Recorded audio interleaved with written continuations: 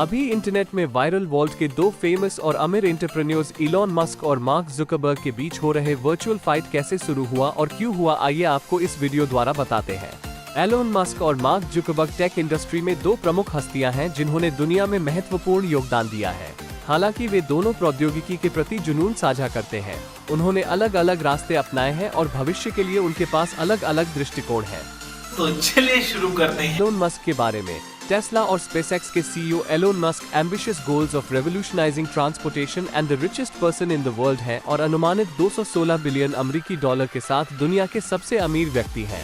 दूसरी ओर फेसबुक के को-फाउंडर और सीईओ मार्क जुकरबर्ग ने लोगों को जोड़ने और सोशल नेटवर्क बनाने पर ध्यान केंद्रित किया है।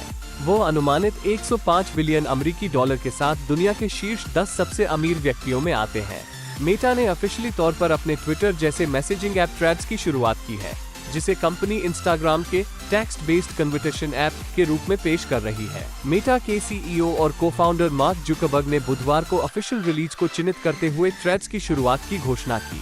सोशल नेटवर्किंग दिग्गज का नया text focused messaging app threads उन उपयोगकर्ताओं की लहर को पकड़ने के मेटा के प्रयास का प्रतिनिधित्व करता है जिन्होंने टेस्ला और स्पेसएक्स के सीईओ एलोन मस्क के अक्सर अप्रत्याशित स्वामित्व के बीच ट्विटर छोड़ दिया है।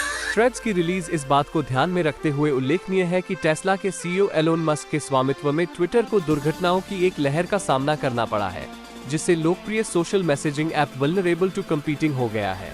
आइए थ्रेड्स ऐप के बारे स्मॉल इंट्रोडक्शन करते हैं। थ्रेड्स एक टेक्स्ट बेस्ड मैसेजिंग ऐप है जो ट्विटर के सिमिलर दिखता है। लोग थ्रेड्स पर अपने इंस्टाग्राम यूजरनेम का उपयोग कर सकेंगे और थ्रेड्स पर उन्हीं खातों का अनुसरण कर सकेंगे जैसे वे मेटा के फोटो शेयरिंग ऐप पर करते हैं। ट्विटर के बारे में छोटा introduction. Which is known as X. Twitter एक ओपन सोशल नेटवर्क है जिसका उपयोग लोग छोटे संदेशों में एक दूसरे से बातचीत करने के लिए करते हैं। इन short messages known as tweets. चाहे वह ब्रेकिंग न्यूज साझा करना हो, अपनी कंपनी के बारे में अपडेट पोस्ट करना हो या अपनी फेवरेट सेलिब्रिटीज को फॉलो करना हो, लोग दूसरों से जुड़ने और हर दिन नई चीजें खोजने के लिए ट्विटर का उपयोग कर रहे हैं। जून में मस्क ने स्पष्ट कर दिया कि यदि मार्क जुकरबर्ग तैयार है तो वो केज फाइट के लिए तैयार है, जिस पर जुकरबर्ग ने जवाब देते हुए कहा, मुझे लोकेशन भेजें। मस्क और जुकरबर्ग दोनों ही लड़ाई के लिए खुद को तैयार कर रहे हैं। कुछ हफ्ते पहले एक इंस्टाग्राम पोस्ट में जुकरबर्ग को 2 वर्ल्ड क्लास UFC फाइटर्स अर्थात इजराइल अदेसान्या और अलेक्जेंडर वोल्कानोवस्की के साथ एक पोस्ट में पोज देते हुए देखा गया था। दूसरी ओर कुछ हफ्ते पहले ब्राजीलियाई जियू जित्सु ब्लैक बेल्ट लेक्स फ्रिडमैन के साथ प्रशिक्षण के दौरान मस्क की तस्वीरें सामने आईं।